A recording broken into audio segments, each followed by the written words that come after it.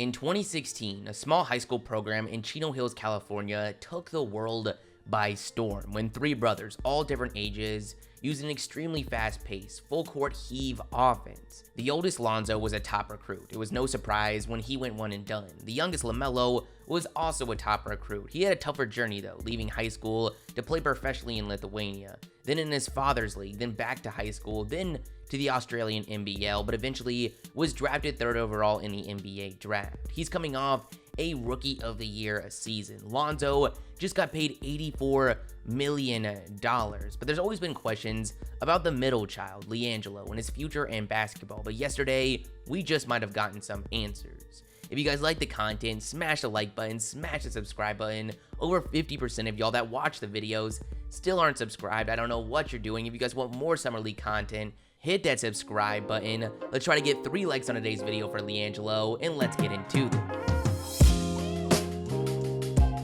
We need to remember, on that national championship Chino Hills team, Liangelo led the team in scoring. I don't think many denied this skill. I think the questions mainly stemmed from how those skills would hold up at the NBA level. LaMelo and Lonzo were developing point guard skills their whole life, so when they shot up to 6'5" and 6'7", it was no surprise to see teams were after them. Liangelo is 6'5", but playing alongside his brothers, he was almost always off the ball. He also had a much bigger frame, especially for the shooting guard position. The main questions were whether he could do anything but catch and shoot, and if he had the lateral quickness to keep up in the league. It's interesting to think about where he could be if things just went a little different. As you might remember, at one point, he was at UCLA on pace to make his debut before getting arrested in China with 2 fellow teammates for shoplifting. This would cause him to go to Lithuania and eventually his father's basketball league that NBA scouts really weren't putting any stock into. He would go undrafted in 2018 and we really hadn't heard much since. No one really knew what was going on with Liangelo until he was able to land a training camp spot with the Detroit Pistons, but it was waived before even getting a chance in the preseason. Later that month, he would go to the Oklahoma City Thunder's G League affiliate, but after just one game where he didn't play, the remainder of the G League season was canceled. At this point, questions really started to get raised. Would he be in his brother's shadow for the rest of his basketball career? Would he even get another chance in the NBA? Real quick, I want to shout out my Twitch. I'm going to start live streaming a lot, whether that's watching games, playing video games, talking to you guys, and you guys are going to want to be there. Plus, you get to see my face, so click that link in the description to follow, and I should be live pretty soon. But after LaMelo took the court for the Hornets, where he made it clear he's the real deal, Charlotte, being a small market, wanted to make sure they do everything possible to make this a place LaMelo wants to be for a long time. We've seen teams sign bench players to appease their stars. I think the most obvious recent example is the Thanasis Antetokounmpo, a brother of Giannis Antetokounmpo, who despite being drafted before his brother, would not be in the NBA today without Giannis's dominance. When it came out that Liangelo Ball had signed to the Hornets Summer League team, this seemed like a similar situation.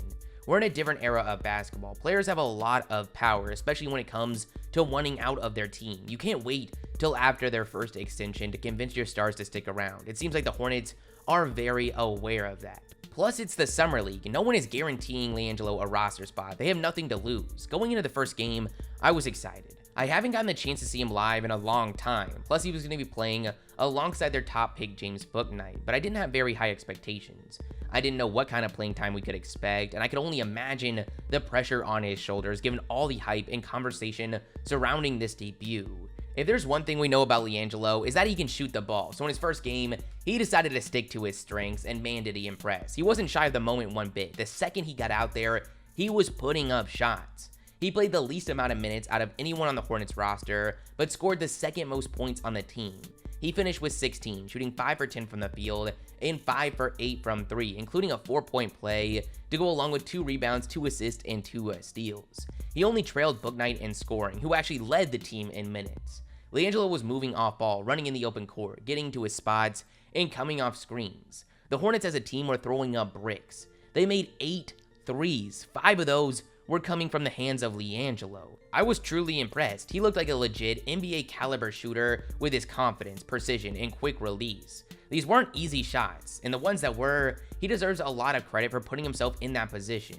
He looked a lot leaner than when we last seen him, and his speed was actually pretty impressive that we got to see a couple times in the open court. If Liangelo is not in the starting lineup for the Hornets' second game, I think that's just flat out disrespectful. To no surprise, LaVar was courtside, and man, was he happy to see Liangelo balling. His confidence hasn't budged one bit when it comes to his middle child. He was wearing an "I told you so" hat at the game, and there was a really special moment when Liangelo knocked down a three right in front of LaVar, and he jumped out of his chair going crazy. LaVar has gotten a lot of hate throughout the years. He told us that not only was Liangelo going to be a top pick, he was going to be a top pick to the Lakers, which ended up happening. But he also told us that his other two children were going to be in the NBA as well. We gave him his props when LaMelo made it, and if Liangelo keeps playing the way he did last night, we've got to start putting some respect on his name, especially since he's cut down the off-court antics over the last year or so. What's been interesting to see from Liangelo over the past week is not only his confidence, but that combined with his self-awareness. Following practice, he said, "It feels a lot different in a better way. All the coaches show energy towards me, they're talking to me, they want to see me do good. At the other organizations, I was just playing and nobody was really saying anything, so I didn't really know what was going on. But here, everyone is involved, so it makes it more fun to be here, and I'm able to play my hardest." And then when asked about how this opportunity came about, he said, "Yeah, it was pretty much just working out there and being around the facility with Melo, and then coming out here in the summer and working out all summer. So that's how it came about. But I'm very thankful, and I'm not taking it for granted. I'm just trying to produce and just go out and play my hardest for the team." It was tough for me at OKC because I was getting into the flow of things, and that's when it hit. So I had to go back home and reset everything. So I had to work my way back to get into Detroit, and then that didn't work out. So I don't know. I just control what I can. That's not in my hands. So every time I get the chance to play, I just go my hardest, and hopefully it'll work out. I really love this answer. It seems like he's really aware that this opportunity has a lot to do with his brother, and while he's not taking it for granted, he's taking full advantage. Now, yes, it's the Summer League. We see a lot of guys play great in the Summer League, even the preseason, and then that not translate to the regular season. But at the same time, most of the guys that really struggle in the Summer League don't all of a sudden become NBA stars. Guys like Donovan Mitchell and Kyle Kuzma, it was clear from the second they touched the Summer League court that they were most likely going to exceed their draft placement. And for Liangelo, there's not any draft placement to exceed. The coaches are speaking highly of him. Reportedly, he's been one of the top guys in practice, and now in his debut, he's showing that he might be one of the best guys out there. It was awesome to see Book Knight. It was awesome to see Kai Jones, but 16 minutes for Liangelo, I get the concern in his first game, but at this point, there's no excuses. Put him out there and see what you got. Maybe he's just a guy to have to keep LaMelo around, but I've learned not to doubt this family. I haven't been the biggest believer in Liangelo, but after what I saw, I really wouldn't be that surprised to see him get some minutes at the NBA level. I really want to know your guys' thoughts in the comments below. Liangelo is a really polar player. Some people love him, some people hate him. You guys tell me your thoughts. If you like the video, smash the like button, smash the subscribe button, and I'll see you guys next time. Peace.